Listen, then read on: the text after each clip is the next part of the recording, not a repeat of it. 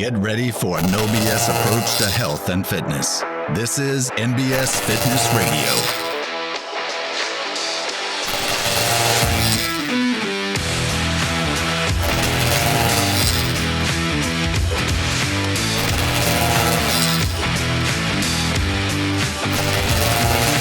Welcome back to NBS Fitness Radio. I'm here with Nicolle Ipock, and Nicolle just hit a major milestone. She did 1,000 classes, or hit her 1,000th class. Now, she's only the second person to do that. The reality is you've done probably something like 2,000 classes. We just started using the tracking system, I don't know, 4 or 5 years ago. But either way, it is a testament to how consistent you've been. I'm proud. Yeah. So, and just take me through your story. I always like to hear people's stories of like how they got started in fitness and like what brought you to NBS, and just share your story. I did fitness classes, the step classes through college. I hung out there doing it with friends. When we moved to Memphis in 1998, at some point, I joined the Germantown Athletic Club and did the Zumba classes and the dance classes and the body sculpt and all that. And my husband really thought I was just there for social hour. Yeah. Were you? Yeah. Yeah, okay. Pretty much. That hasn't changed much. But he really thought I would benefit from incorporating strength training in that as well. Yeah. And he was actually doing CrossFit on his own out of our house, out of our garage.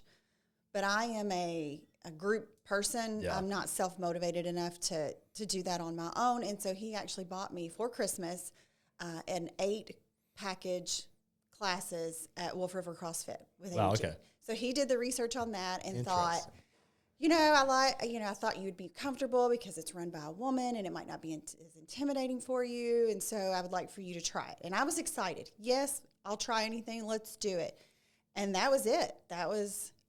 I started with her in 2014, February 2014.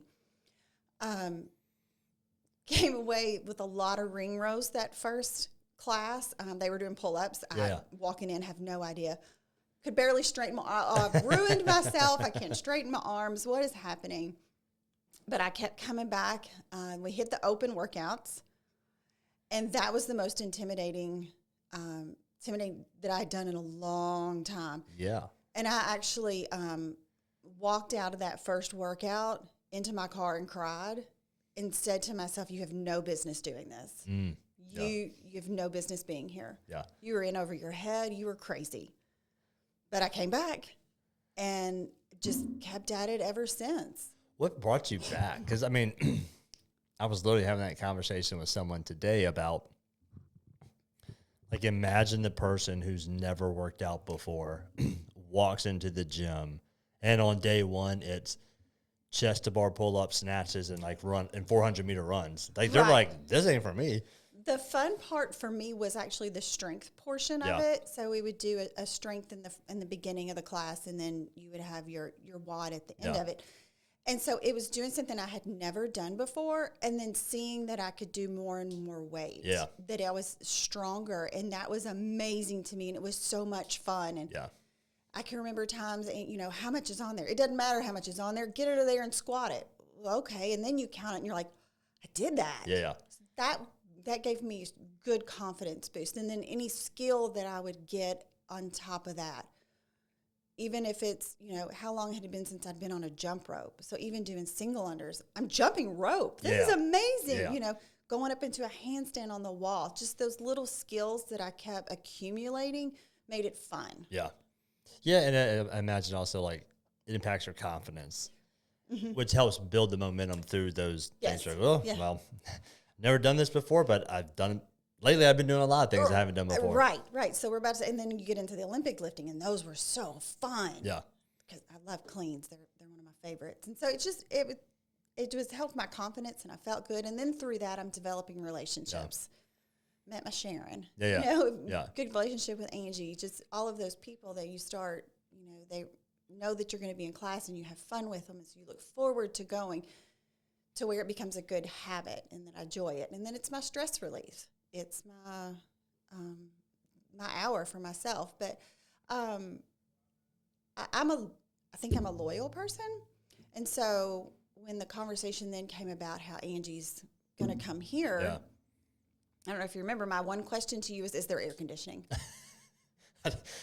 I don't remember that being one of the questions. That was all I really cared about. I can go wherever and do whatever. The answer was yes, but eventually no, but eventually yes. But eventually yes, just hang on. It'll come back around. But so that's, if my people are going, I'm going to go. Yeah. I'm going to go. And then it was a whole new world coming here and seeing all of the strong men and the powerlifters, and that blew my mind because I didn't know anything about that. Yeah.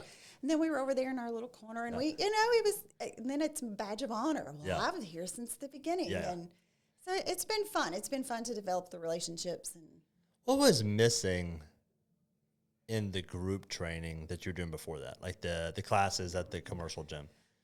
I wasn't getting anything out of it.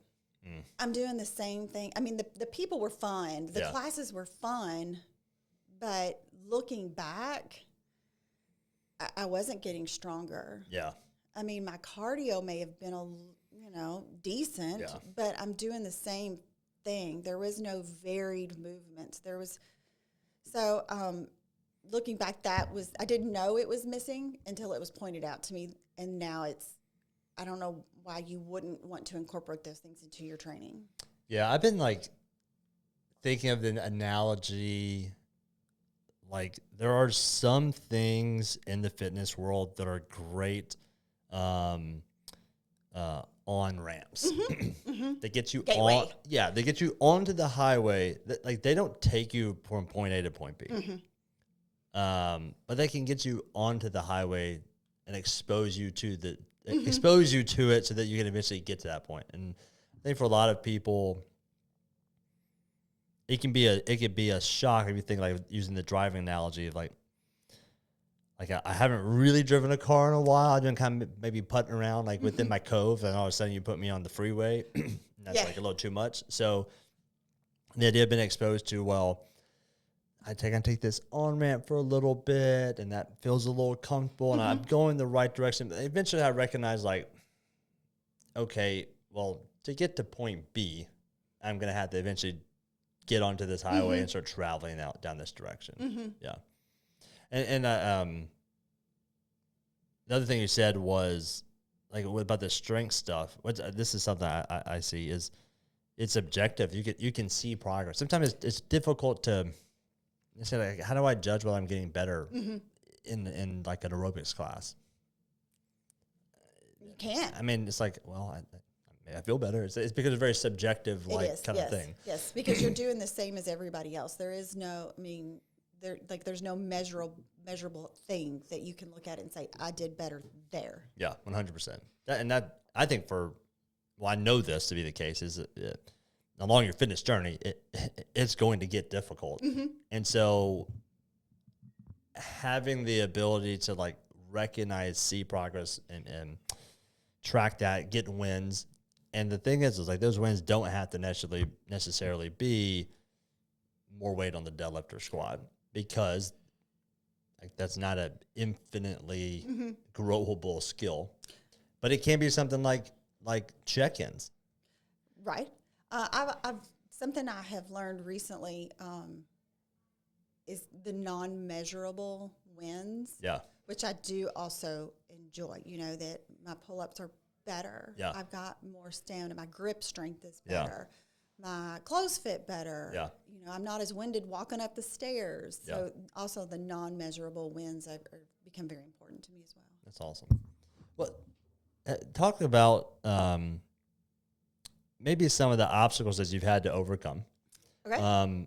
To stay consistent. Yes. And that our big theme for this year is to step intentionally. And that kind of goes deeper, but one of them is a step in the gym. And one of the things that we're tracking is total check-ins. The reason we're doing this is because we know that in order for people to reach their health and fitness goals, they have to get into the gym, they have to check into the gym.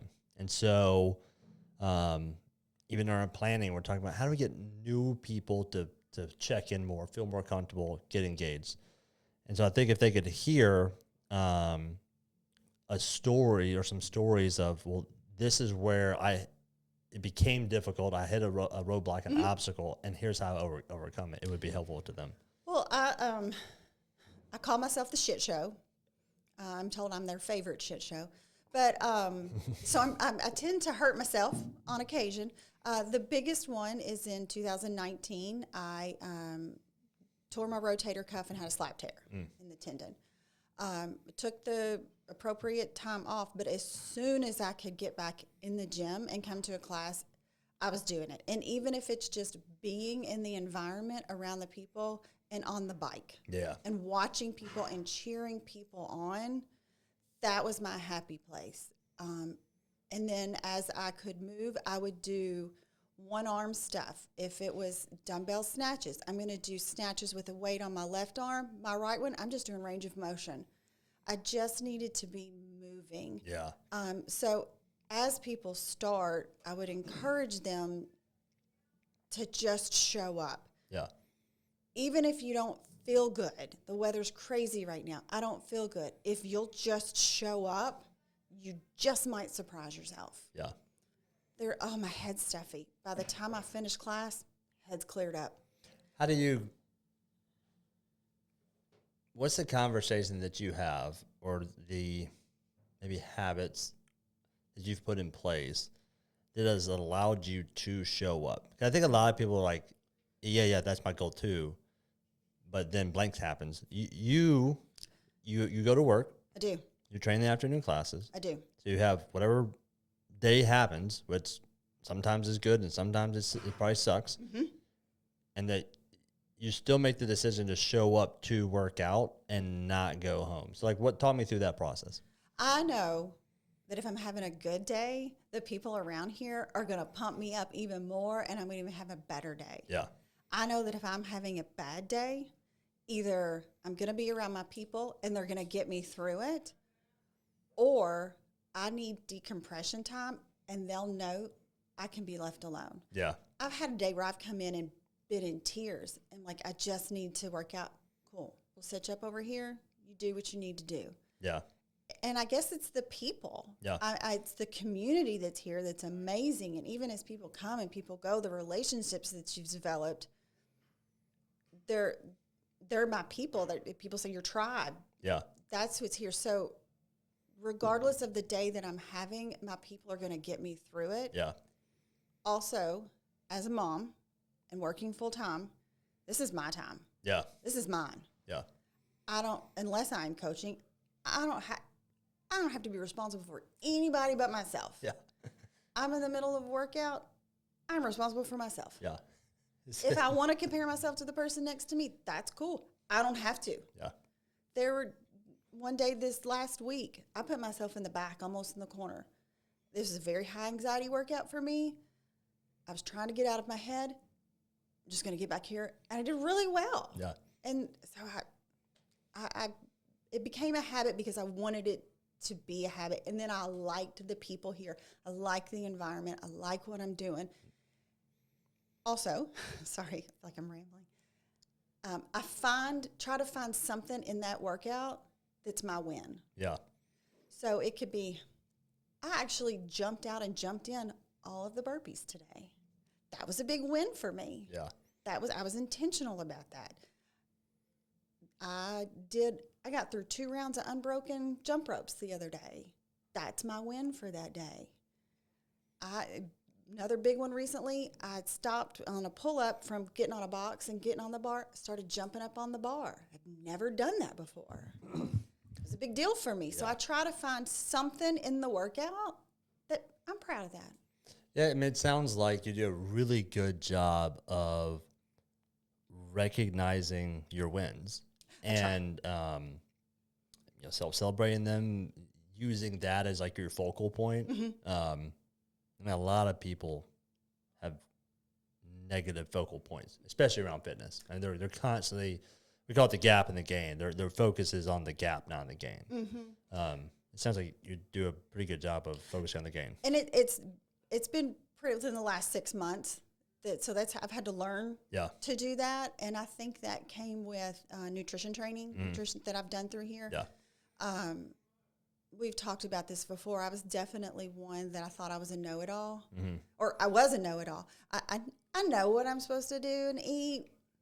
I'm just not. I just don't. I choose not to. I know I should probably not drink that, but I'm just going to do it anyway. Yeah. Until I seeing pictures of myself and, damn, it really is nutrition. Yeah. Oh, fine. And so got my head in the game. Then that's when the learning, the non-measurable, non-scale wins, and that in the check-ins here, what's something you're proud of? Doesn't have anything that you're proud of. I'm like, okay, what am I proud of? And that's kind of where that developed. Yeah. Was again through NBS and the people and the staff. Awesome. That's one of the reasons we do Bright Spots. And it's to like, hey, let's take a moment to recognize our small wins and use that to propel us forward and focus on the gain, not on the gap. Yeah, I do think the people is the biggest asset to this gym. Aside from equipment and the location, it's the people. Yeah, and that if someone will be open. I know it's intimidating coming in here and you've got a class and we know each other and we're joking around. And if you'll open up, if you'll just hang in there and allow yourself to be the environment, we'll take you in. Yeah, 100%. Well, I've had this as I've grown and because I've been in the industry 15 years now. I've had a conversation with people in the past. It's like, equipment is not your limiting factor. Right. Like equipment is not the thing that's keeping you from hitting your next level. Like for a lot of people, they're talking about home gyms. And I'm like, are you currently doing push-ups, squats, running, sit-ups? Are you like putting in an hour of body weight work every week or every day? And they're just like, well, no. I'm like, well, then lack of equipment is not the issue. Right. And even had a conversation with someone who was like, well, like your environment's just so much cooler and like y'all play awesome music. I was like, it is, but yes, our barbells are like nicer barbells. And like you might like our music better than this gym. I was like, you could put headphones on and that barbell's still gonna hold enough more weight than you're gonna lift. I was like, it was more like it's the recognition that for most people, like walking this alone is unrealistic. Yes. You're typically going to need a tribe of people to do it with, and you're going to need a guide to kind of help you along the way. And that guide's going to look a little bit different, ideally, across a 80-year life with fitness throughout that. Like you're going to have a lot of different guides, but the recognition that you're probably going to need a guide, you're going to need some people to do it with, and that seems to be the combination that makes it work. Because even like you think back to COVID, like, okay, gyms shut down. Like if you've got a tribe and if you got a guide, you can still get your fitness in throughout COVID. Yes. And that I missed it so much. But even having the classes, we did classes on Zoom.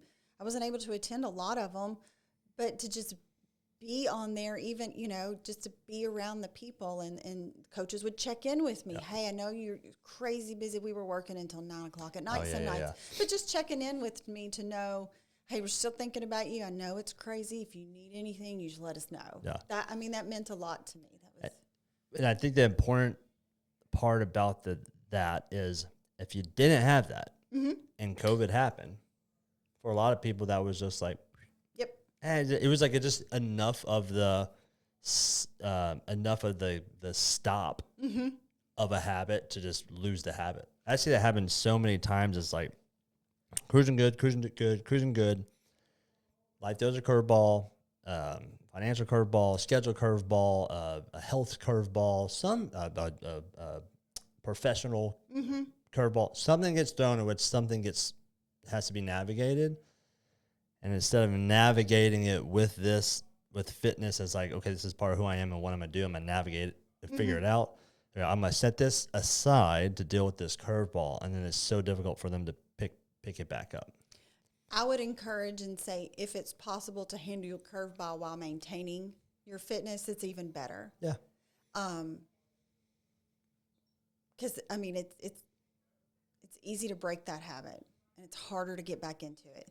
So if there's a way that you could navigate it, even if it's, I just had this conversation today. What is a workout? If you come up here and you do 20 minutes on a bike or a treadmill, that may be my workout that day. But I'm in here and it's a workout, and I'll see the people coming in, and I'll still talk to people. Hey, what's going on? Yeah, I'm just not feeling it today. I'm just going to come in here, do something. Yeah. And then I can get back at it tomorrow. Yeah. Well, but make it a priority. It has to be your priority. Yeah. And I think that teaches other or shows other that you value yourself. Yeah. My husband knows. My children know. I'm going to the gym. Yeah. It is what it is. Yes. Don't expect me to see me until at least 7:30. Yeah. I'm going to the gym. Yeah. Navigating it with that being part of your process teaches you to navigate it. Yes. The next one. Yes. It's like, well, I figured it out this past time. I'll figure it out this time, and it helps with the momentum. I've also they think I tore my plantar fascia. Yeah. I didn't have an MRI, so I can't say it for definite. I still came up here and I did countless workouts sitting down or on my knees. I did a one-legged row. I would do a one-legged bike. Yeah. That's how this is what I'm doing. Yeah. Yeah. I'll get better at something else. Yeah. How do you feel like, what's been the impact of your fitness journey and what you do in the gym outside of your life? Or outside of the gym? Yeah, outside of my life. When my kids were younger, we went to, this distinctly memory in my head, we went to St. Louis, to the City Museum. Oh, yeah. And the amount of people sitting on the sidelines, heck no. Yeah. I'm in it. Let's do it. Yeah. I'm going to try it. Let's go see what we can get into. I want to be a part of their lives. I want to not just watch it. I want to be a part of it. Yeah. I'm laughing because I recently went to the City Museum. It's amazing. And, like their front courtyard area, they've got, it's essentially a welded metal tube that goes, it's like 30 feet in the air, goes from like an airplane to something else. School bus or? But it's like a rainbow shape. Okay. But for myself, it's only big enough for me to travel forward in. Like I can't turn around. Like it's about exactly the width of my shoulders. Right. And so if you think like you go up the rainbow and you come down the rainbow and you're like, well, oh crap, how am I gonna get out of this? I have to take out these kids. Well, yeah, I mean, like essentially, like I was having to like walk down a ladder backwards, like head first. And I was like, I'm sure I'm glad I can hold my own body weight. I'm sure I'm glad I'm fit and can do this, because otherwise, like I was gonna have to like tell everyone on that behind me, like, hey guys, I gotta come backwards. Can you go back, please? So that was earlier, 10 years ago. Yeah. 5 years ago, 7 years ago. That was a good motivator for me. Anything that my daughter wanted to do, my son wants to do. You want to go for a bike ride? Let's go. I'm all about it. Now it's shifted that I just want to be able to, as my mother gets older, and my mother-in-law and father-in-law get older, that's not what I want to do. I want to be able to walk. I want to be able to lift things. I want to be able to go up and down the stairs without problems. That has become a motivating factor as well. It's very encouraging to see your mother, Madre, to see Angie, to see these other people. Because Angie's like really old. She is. Oh my God, it's embarrassing. I don't know if she listens to this or not, but check on her. May have to pull this clip and post it on social media. But it's encouraging because both in areas are way fitter than I am. And so I'm like, well, okay, let's keep going. You've got to keep your shit together. And then also, hopefully this will be something that people can take with them. If I'm running, which I'm not good at running, I tell myself, how many people your age are doing this? Yeah. How many people are doing this? You are doing great. You may not be winning, but you're holding your own with people that could be your children. Yeah. You're holding your own. You're doing a good job. Yeah. I've talked myself in the workout sometimes to get through it, but just give yourself credit for what you're doing. Yeah. You're doing great. I mean, like on the scale, it's like you came to the gym today. Win. Most people can't check that box. Step number 1. You're running. Oh. Even of all those people that came to the gym, most of them can't check that box. Yeah. You know, and that's talking people half your age or decades below you. Like Yeah. That's 100%. And I'd love to hear like that recognition that, you know, like I got this ability, allows me. Yes, it's fun to do it in the gym. I get all this, but also allows me the opportunity to go out and engage in the world better, be an asset to my family, not be a liability, and you know, I'm excited about that. That excites me on a daily basis to be like, I'm out here freaking running. I mean, it's hard, but I'm running. Even the next day when I'm so sore, you know why I'm sore? I lifted heavy yesterday. Yeah, I did something cool. Yeah, I rode for 20 minutes yesterday. Yeah, And it was hard. yes, So I hope that I'm encouraging to others outside of the gym as well that are in my life that, you know, that I'm just still I'm gonna go. What's been like? How old are your kids right now? My youngest is 16, and my oldest is 20. So yeah, I mean, like, they've got a decade of watching you, or more, watching you exercise. What do you think the impact's been on them? They recognize it, appreciate it, soak it up a little bit, like themselves, a desire to exercise? My daughter, who is just like me, yes. Yeah. She's home from college right now, and the other day made the comment, I just wish I could take MBS to school with me. She just likes being here, being around the people. She's very much my twin. Yeah. In personality. Yeah. So she sees it, and she likes to be, again, with the people. She likes to, last summer, she had a goal that she wanted to deadlift 200 pounds, and she did it. Yeah. She's so proud of herself. Again, that like me, when I first started, you making these little gains, and it's just so fun. Yeah. And so she found enjoyment of that as well. My son's a little more laid back, but he has recently, in the last year, started going with my husband to a gym. He's 16. Yeah. Like that's kind of Body image. start to get those hormones. You know, Yeah. I need to do something with this. Yeah. Yes. So I'm encouraging a plug for the clinic that's to come up. I don't know if that's been announced, but I want him to come with me. Yeah. Come with me. It'll be great, just foundational learning for you to know how to do that so that, you know, you don't know how that's going to translate for yourself yet. And he's in marching band. I don't know how that's going to translate, but I know it sure as hell ain't going to hurt. You know? But there's a statement that says, like, strength is never weakness. You know what I mean? It's like, Yeah. I look back at myself, and I started working out in 7th grade, so it's been my whole life. It was active before that, like playing sports. But like, I don't think I really knew how to squat. Probably I was like 23, 24, something like that, which is totally good. I mean, I have a long time of doing it correctly. But I'm like, man, what if someone taught me how to squat right when I was 12? I wish I would have found CrossFit and this functional fitness in my 20s and learned how to squat, because it wasn't until then that I was put in squat therapy and like, what do you mean I don't know how to squat? She's like, you don't know how to squat? Yeah, sorry. So then I teach that to Abby, and then for a while in high school she taught gymnastics, and she's like, y'all, that's not how you squat.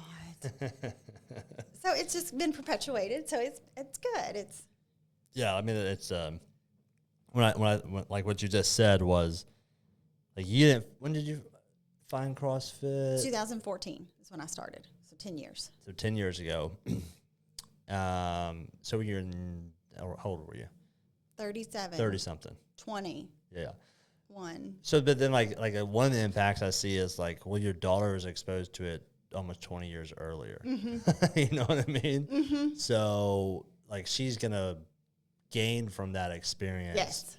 of being like, yeah, well, it's been part of my whole life. And as a testament to the community, Yeah. she likes being up here. She has Yeah. a job here. She Yeah. loves being here. Yeah. She enjoys the people. So then she's like, well, I want to do what they're doing. Yeah. So, Well, and I think like it's like you're exposed to it. You see your mom doing it, you see everyone else doing it, and you're like, they seem to be having fun and doing it. Yeah.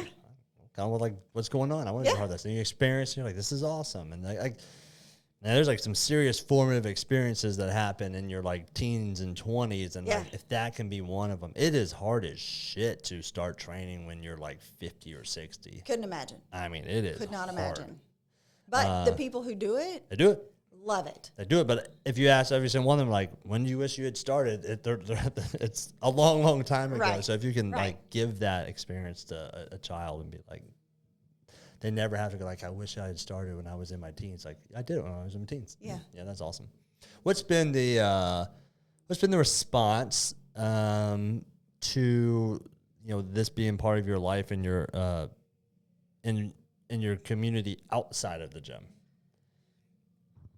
I try to get my friends to come as much as I can, just because I think they'll have fun, because I know that's a key aspect to it. But then also, I know they'll just be better, Yeah. healthier. Yeah. They know where I'm at. They know I'm dependable, and I think that I'm a fun person, and so if I'm enjoying it, they'll want to come with me and enjoy it. I'm not sure how to answer your question. Well, I guess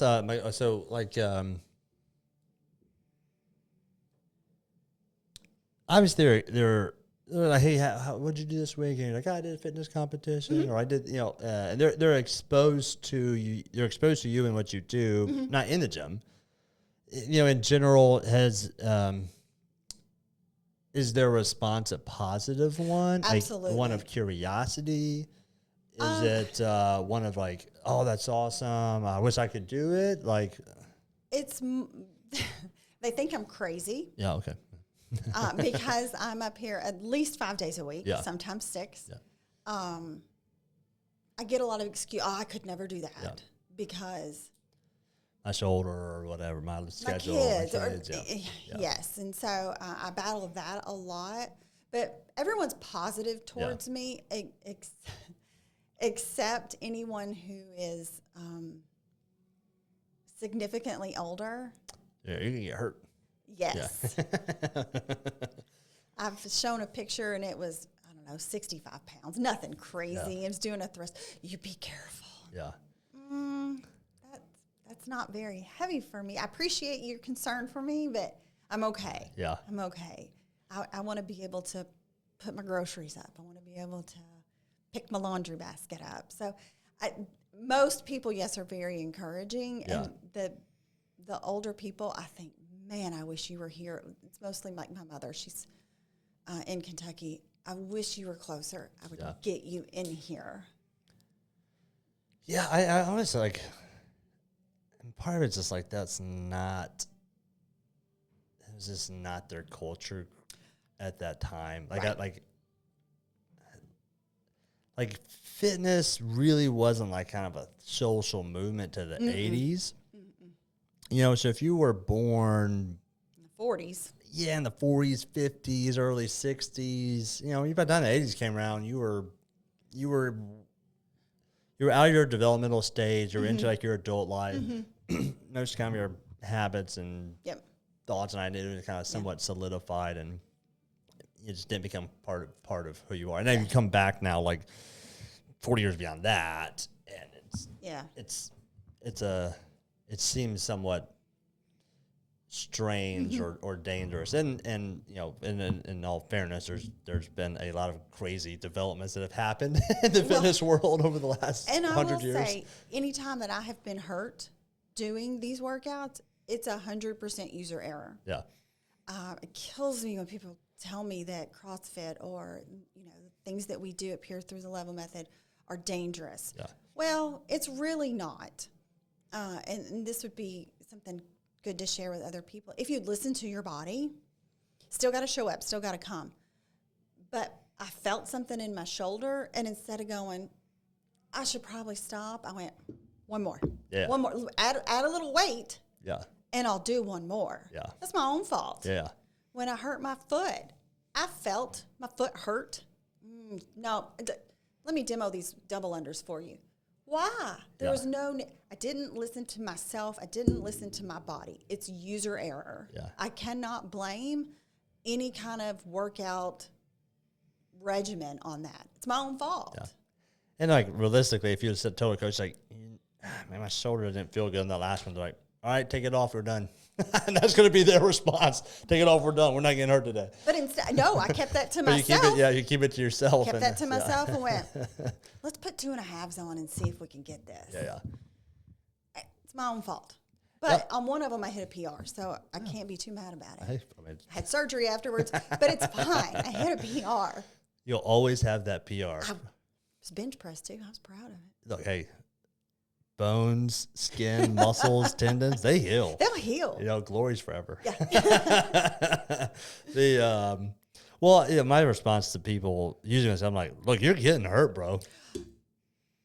If you think you're avoiding injury, Right. guess what? You're going to get hurt. You're either going to get hurt in the gym at some point. Look, if you exercise, Yeah. if you did what I would, and then we'd like to see you do, which is exercise on a regular basis over the rest of your life. So that's going to be decades. At some point, something's going to go, ow. Yeah. I mean, ideally, it's not any major injuries. And if you're intelligent about your training, you're not going to have any major injuries. But you're going to get beat up, bruised. You're going to have a couple little boo-boos. Your wrist is going to hurt. You're going to get hurt. Take a look at anyone over 60. They're all hurt or dead. Yeah. You know what I mean? And so it's like, if I have an option, like, man, I might risk, tearing a bicep tendon and having to get a little surgery one time. I'm going to do my best to resist it. But, Again, if you listen to your body, yeah, modify where it needs to be modified, you'll avoid that. Yeah. Option B is to not have the strength to get off the ground when I fall. Yes. And then find myself in a assisted living home and pass away. Can't make it up 2 stairs to your house because your knees are so bad. Yeah. Someone told me the other day that the average, it must have been 80, but it might have been 70. What was it, 80? It was like the average 80-year-old, it takes 100% of their strength to get up out of a chair. Out of a chair. 100. And if you think about it, watch most 80-year-olds get out of a chair. And they can't get out without using assistance. What is that? And that person requires 120% of their strength. They have to be assisted. So they have to have someone to help them up. They have to use something to push off of. They have to have a high. So the reality is if it takes 100% of your strength to get up out of a chair, if anything takes you down below that 100%, which could be it could be a minor injury. Maybe you slipped on the ice and fell, and it could be you slipped on the ice and fell and got hurt your hip. It could be a major injury. You slipped on the ice and broke your hip. Got pneumonia and had to spend a week in the hospital, or got COVID and had to go spend time in the hospital, which you weren't doing activities. You now go from 100 to let's just say 95. Now you can no longer get out of a chair. Now that removes your ability to live without assistance. Yeah. You can't do basic activities of daily living. Now you have to go into assisted living. And so that is the step down process that occurs. Well, and then telling me that it's too expensive to come to a gym. Assisted living is like $10,000 a month. Right. Let's think about that. How about your medication? Ours is 1.75% of that. Less than 2% of your assisted living costs. Every day. Make your own coffee. Well, it's you just can come up with all the excuses that you want. Yeah. But you're just doing yourself a disservice. No, 100%. And I think that's I like to just give people the awareness, and that's kind of what this podcast is. And hopefully, if you have those conversations with people, it's like, hey, I care about you. Mm-hmm. I just want you to know this. The average 8-year-old takes 100% of their ability to get out of a chair. And when this happens, this happens. Mm-hmm. If you hadn't worked out, you would take 50% to get out of a chair.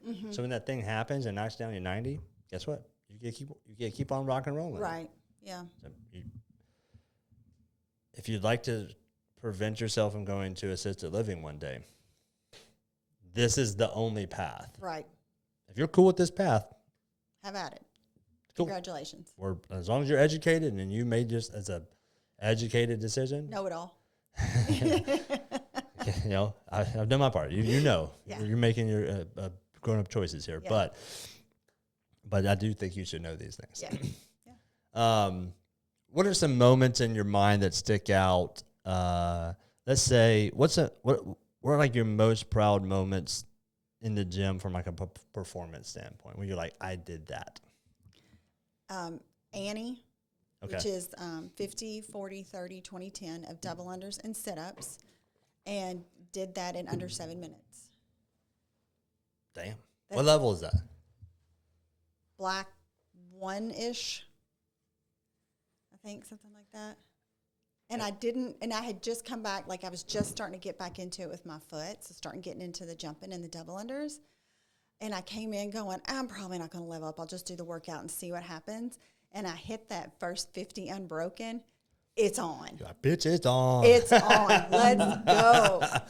And I finished it, and I was like, I was like, what's the time? And they were like, hell yes. That's awesome. So that was a big deal. My pull-ups getting better lately. That's my kipping pull-ups. Doing some tips and tricks that Angie has taught, and that I've learned through the classes. They've gotten a whole lot better. I've gotten toes to bar that feel comfortable. Yeah. So more gymnastics work. Nice. I love doing Olympic lifting, so I've always been proud of those. The other day I hit, 140 on a squat clean. I felt really good about that, and I felt like I had some room to go as well, maybe 5 more pounds. What level is that? I wasn't leveling. It was, I think it's got to be, at least purple. It might be brown, I would think. I'm black in weightlifting, but that's because I had the snatch. Well, then, okay, so you're black and weightlifting. Yeah. I'm going to say it's, Yeah. I was like, I know the guy weights, but I don't know the girl conversion. So, Yeah. yeah, so it's a black level. Yeah. And I'll tell you why I was asking that in a second, but keep going. I guess that's been when I run. Yeah. Now, having hurt my foot, you can't use your feet. That's a lot. That takes a lot of movements out. And so, I ran today. Yeah. I felt really good about it. And I did the whole 400 and didn't stop and came in and was able to do more things. Just kind of those little wins, that was a big deal for me. That's awesome. Yeah. Come back from an injury is always fun to start making that progress. Well, even to come back from the injury and do better. We talk about the Annie workout. Yeah. You came back from the injury and did better. I did. Like, that's big time. Yeah.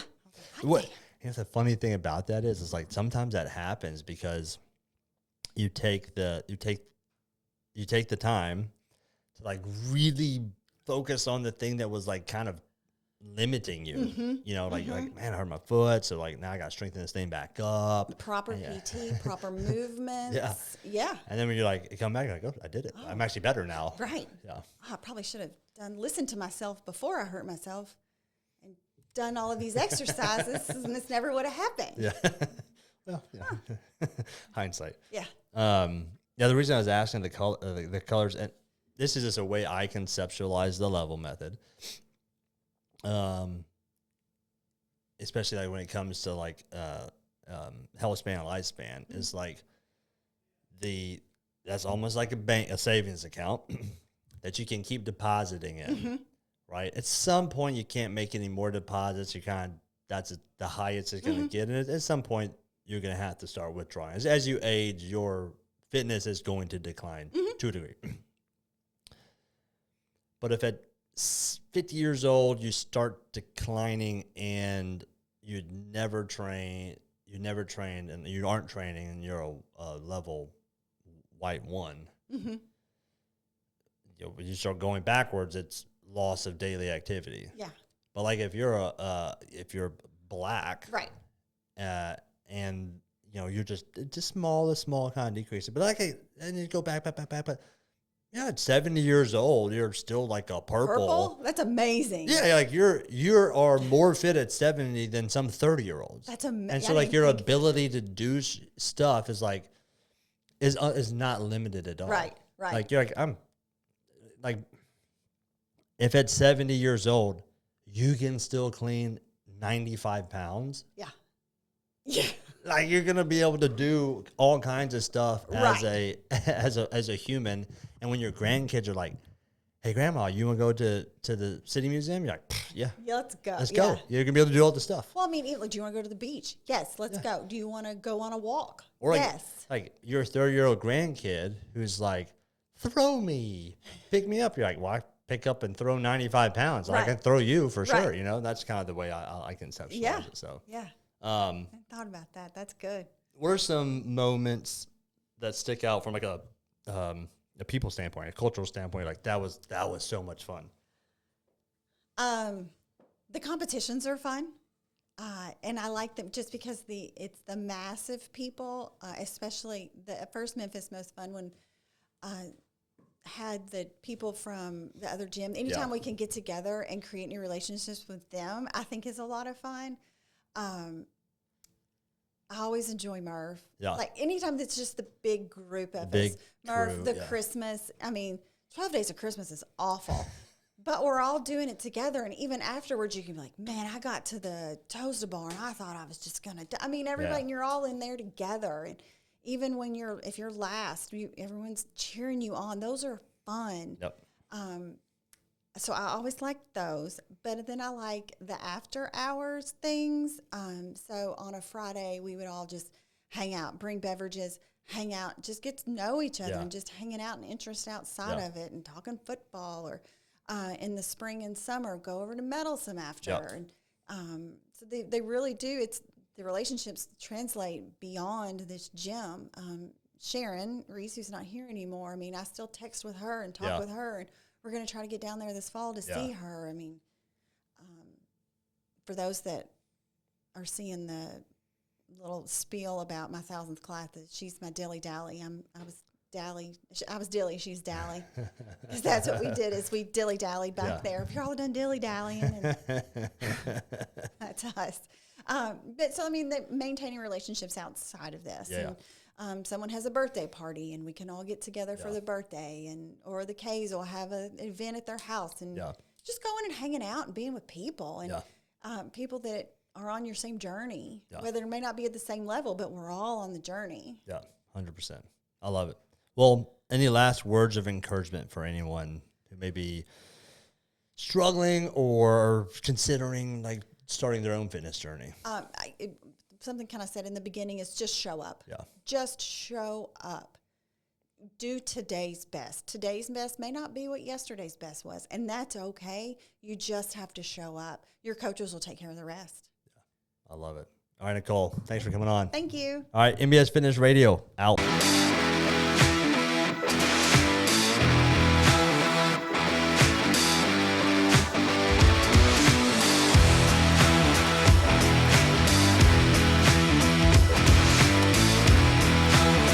Thank you for listening to NBS Fitness Radio. If you enjoyed the podcast, be sure to share it with your friends, follow us on social media, and check out our website at www.nbsfitness.net. Hit the subscribe button and tune in next time for more NBS Fitness Radio.